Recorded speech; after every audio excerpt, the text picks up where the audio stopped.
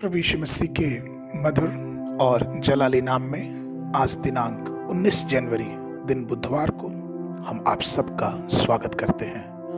आज के दिन के लिए जो वचन है वो लिया गया है इब्रानियों की पुस्तक उसका 6वां अध्याय उसका पहला पद। इसलिए आओ मसीह की शिक्षा की आरंभ की बातों को छोड़कर हम सिद्धांत की ओर आगे बढ़ते जाएं और मरे हुए कामों से मन फिराएं और परमेश्वर पर विश्वास करें।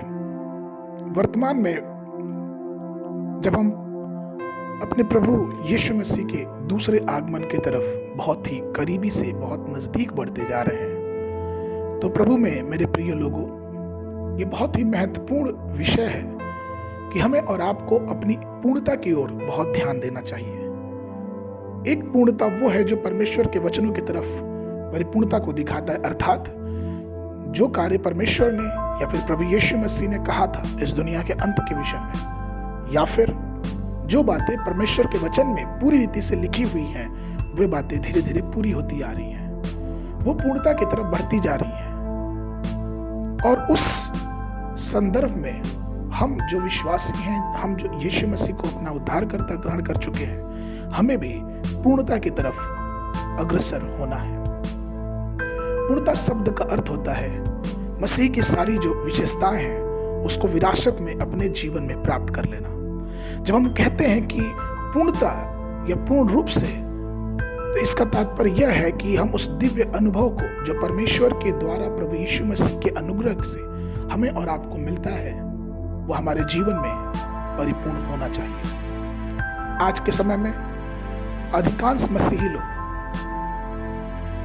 अपना जीवन सिर्फ दिनचर्या के कार्यों में व्यतीत कर रहे हैं। उनके दिल में कोई भी बोझ नहीं है जिससे ये पता चले कि यीशु मसीह के दूसरे आगमन को लेके वो बहुत ही गंभीर है। वो इसलिए है क्योंकि उन्होंने परमेश्वर के परिपूर्णता के तरफ अपने ध्यान को केंद्रित नहीं किया है। वो दिनचर्या की बुनियादी जरूरतों में, उन चीजों को पूरा करने में, दिनचर्या को पूरा करने में निरंतर संघर्ष करते रहते हैं। लेकिन यहाँ पे पौलुस हमको और आपको यह याद दिलाना चाहता है कि हमें पूर्णता की तरफ बढ़ते रहना है। वो लक्ष्य जो प्रभु यीशु मसीह ने हम सबके लिए निर्धारित किया है, हमें और आपको उसमें अग्रसर होते रहना है। और वो लक्ष्य क्या है? वो लक्ष्य है ईश्वरीय प्रेम। हमें परिपूर्ण होना है ईश्वरीय प्रेम में, हमें परिपूर्ण होना है पवित्रता में, हमें और आपको परिपूर्ण होना है यीशु मसीह पे विश्वास लाने में, हमें और आपको परिपूर्ण होना है उसकी सब बातों में आशा रखने में। क्योंकि पवित्र शास्त्र पहला यूहन्ना की पत्री उसका 3 अध्याय उसके 2 पद में कहता है, हे प्रियो, अभी हम परमेश्वर की संतान हैं और अब तक यह प्रकट नहीं हुआ कि हम क्या कुछ होने वाले हैं, परंतु जब वो प्रकट होगा तो हम भी उसके समान होंगे, क्योंकि उसको वैसा ही देखेंगे जैसा वो है। अर्थात जब समय की परिपूर्णता आएगी तो हम यीशु मसीह को वैसा ही देखेंगे जैसा वो है। अब ये प्रश्न उठता है कि क्या एक मनुष्य परिपूर्णता को या फिर पूर्णता को प्राप्त कर सकता है? क्या यह संभव है?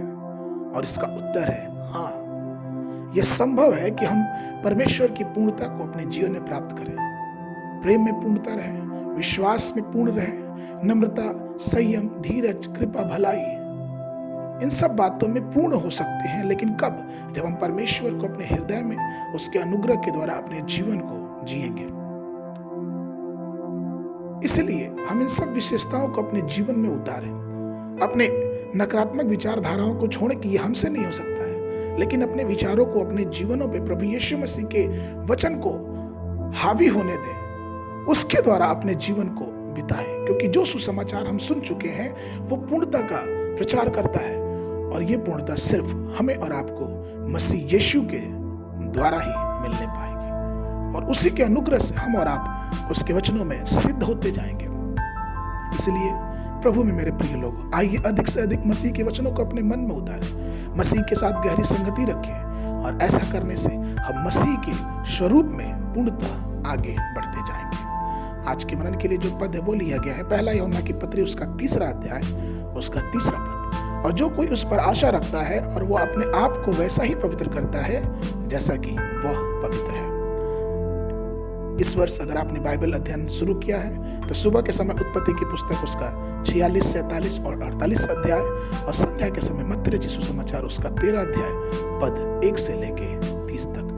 प्रभु आप सबको आशीष देवे।